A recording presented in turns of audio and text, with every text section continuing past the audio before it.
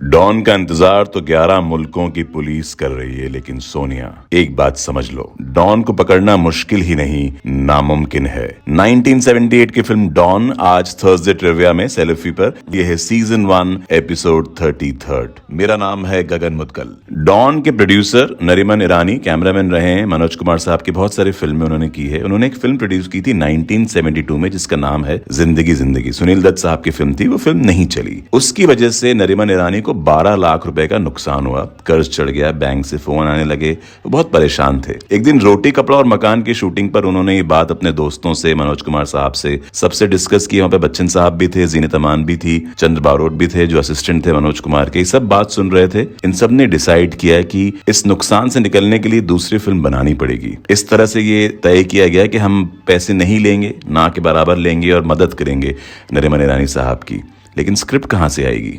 ये लोग गए सलीम जावेद के पास। अब ये भी एक कहानी है। नरीमन ईरानी साहब की वाइफ वहीदा जी का मेकअप करती थी। उन्होंने बोला कि आप प्लीज सलीम खान साहब से बात कीजिए। इस तरह से मीटिंग हुई। उनके पास एक स्क्रिप्ट रखी हुई थी डॉन, जो कोई नहीं ले रहा था, जो धर्म जी ने, देव साहब ने, प्रकाश मेहरा ने रिजेक्ट कर दी थी। सलीम साहब ने कहा कि देखिए इसका तो नाम भी नहीं है फिल्म का, इस पर हमने डॉन लिखा हुआ है, ये आप चाहें तो ले जाएं। उन्होंने कहा ठीक है, ये फिल्म में ले जाता हूँ। चंद्र बारोट को बुलाया गया डायरेक्ट करने के लिए और इस तरह से शुरू हुई डॉन। अब नरीमन ईरानी और चंद्र बारोट ने जब बताया मनोज कुमार को, जो उनके उस्ताद रहे, कि हम फिल्म बना रहे हैं, फिल्म का नाम है डॉन, तो उन्होंने कहा कि इसका नाम मिस्टर डॉन कर दो, क्योंकि उस वक्त पर डॉन के नाम से एक अंडरवेयर आती थी। तो मनोज कुमार साहब ने कहा कि इसकी वजह से कंफ्यूजन होगा, मिस्टर डॉन अच्छा लगेगा। फिर चंद्र बारोट ने बताया कि डॉन जो है ये ज्यादा कैची लगता है और स्पेनिश में इसका मीनिंग जो है वो सर से होता है, तो मिस्टर सर अजीब लगेगा। इस तरह से ये बात सबने मान ली कि इसका नाम हम डॉन रखते हैं। फिर धीरे धीरे लोग ऑन बोर्ड आने लगे। प्राण साहब, जीनत अमान, अमिताभ बच्चन। प्राण साहब ने बच्चन साहब से ज्यादा पैसे लिए थे बाय द वे।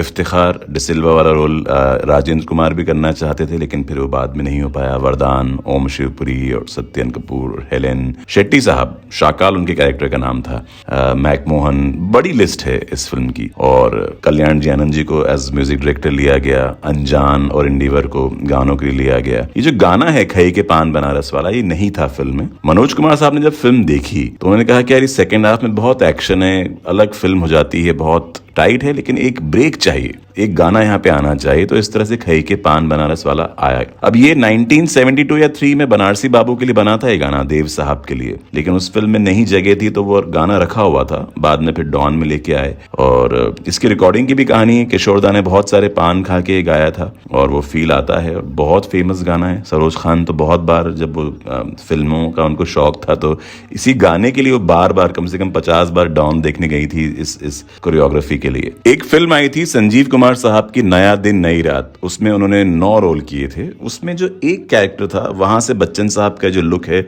डॉन का, वो इंस्पायर्ड था। 1978 की सबसे बड़ी हिट है मुकद्दर का सिकंदर, उसके बाद त्रिशूल, उसके बाद डॉन। क्या साल रहा है बच्चन साहब के लिए। 1978 तो साल ही बड़ा अच्छा है यार।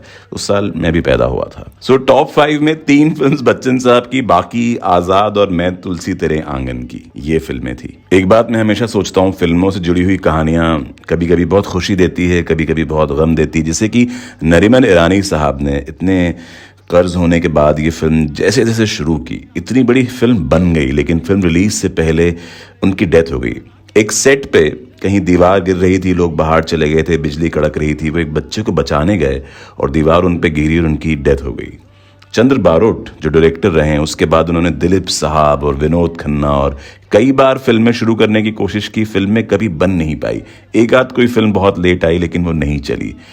एक फिल्म इतनी बड़ी आती है, उसके आसपास कितनी अलग अलग चीजें होती है। डॉन का रीमेक साउथ में भी हुआ, युगांधर के नाम से। एनटीआर साहब ने किया था 79 में, फिर सुपरस्टार रजनीकांत 80 और फिर 86 में मोहनलाल ने भी शोभा राज में काम किया था। ये सब डॉन का रीमेक रहा है। इसके अलावा हम जानते हैं शाहरुख खान 2006 और 11 में फरहान अख्तर के साथ डॉन कर चुके हैं।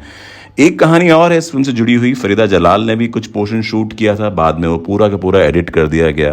कुल मिला के डॉन एक क्लासिक फिल्म है। 70 लाख के आसपास का बजट बहुत मुश्किल से जोड़ा गया और 3 करोड़ उसका बिजनेस इंडिया में ही था सिर्फ उस जमाने में। जब ईरानी साहब की डेथ हो गई थी, उसके बाद चंद्र बारोट गए अपनी बहन के पास, उनकी ज्वेलरी ली, वो बेची और आगे की फिल्म शुरू की।